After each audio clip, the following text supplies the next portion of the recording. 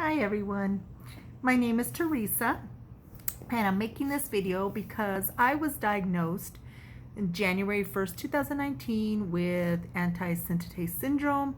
I was anti-Jo1 antibody positive and I was diagnosed with Dermatomyositis.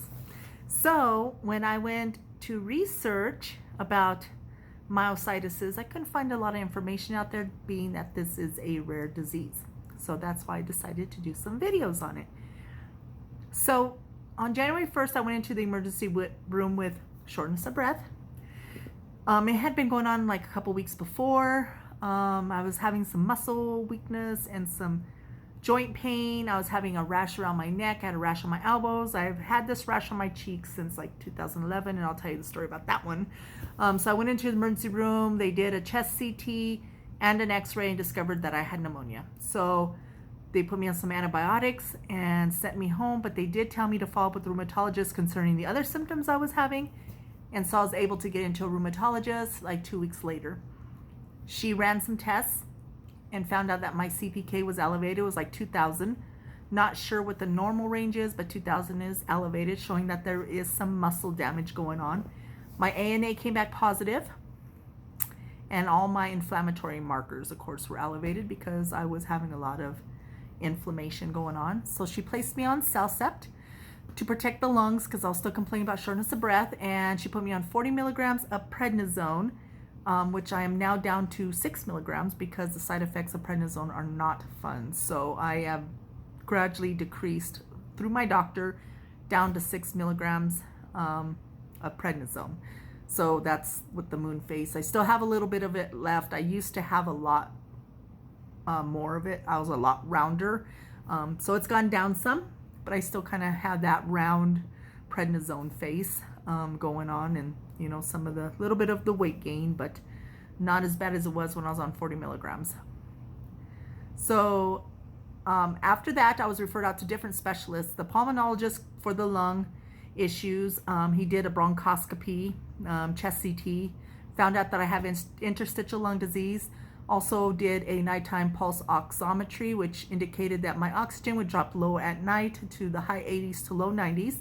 And so I'm currently on 2 liters of oxygen at night to kind of just help me keep my oxygen levels at a normal level. So not on oxygen during the day as of yet, thank goodness, but I am still having some lung issues.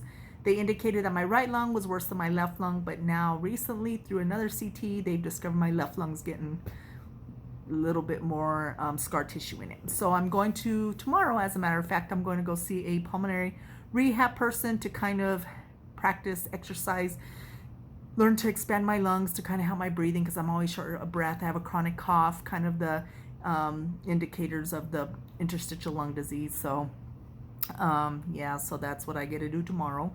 With this disease, you'll find out that you have a lot of doctor's appointments, so to keep track of them is a challenge for sure. So so to refer back to how this kind of started, what year that I think it started in was 2011. I went to another rheumatologist, and still I was complaining again of the rash and the fatigue and the you know, the joint pain. He did a rheumatoid arthritis panel. He did an ANA and a SED rate, and the SED rate was elevated. So he said, well, the rash on your face is probably rosacea, and your SED rate's elevated, so let's say you have rheumatoid arthritis. So I was put on methotrexate, which I didn't think really helped a whole lot. So then I just stopped taking it, just kind of like, okay, well, you know, it's not really helping a whole lot, so I'm not going to spend the money to go see a rheumatologist if there's nothing really that can be done, in other words. So then fast forward to 2019, same kind of complaints, the joint pain, but this time I had the muscle weakness, and I still kind of had the rash. And then that's when my new rheumatologist decided to do additional panels and discovered that I had dermatomyositis, which she thinks that I did have back in 2011. It was just missed. So I could have probably caught this years ago. So I also see a neurologist because I've been having some tremors on the left side. They said prednisone can cause that, but he did a reflex test and discovered that on my left side is weaker as far than my right side. So he wants to do an EMG, which is kind of like an electronic, they put they test your nerves and stuff in my hand. I heard that is not pleasant, but hopefully I handle it well.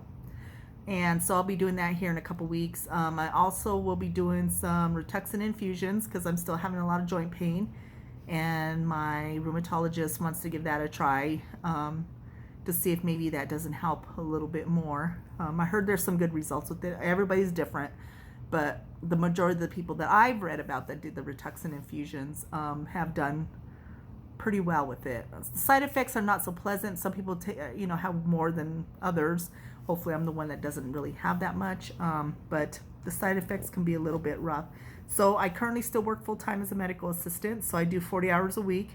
Since I've been diagnosed, it has not been an easy task to do, to work 40 hours a week. I do patient care, so I'm around a lot of sick people, we do a lot of running around, and I can get very fatigued, and I just get very tired at the end of a week. So the weekend is a good relief for me to kind of just rest, relax, and stuff like that. So that has been rough, but I have to hold on to the insurance because it's the only way I can pay for my doctors, and the only way I can pay for all the medications that I take, which I'm going to show you how much medications I take since I've been diagnosed. So this is my tackle box of medications. So I take a handful in the morning, handful at night. So yeah, there's a lot of it, and a lot of testing, and a lot of blood work, and stuff. And so yeah, so like I said, I'm just doing these videos because there wasn't a lot of information out there when I was diagnosed, and I just kind of want to make some videos because this is a rare disease and there's not a whole lot of information out there. So if you have any advice for me, if you've had myositis for a long time, and have some advice for me, then definitely let me know. And if you're newly diagnosed, then hopefully my videos will help you and to get some answers. And if you have any questions, let me know. I'll do my best to answer them. So don't forget to like and subscribe and drop your comments below. And I hope you have a great and wonderful day. Talk to you later. Bye.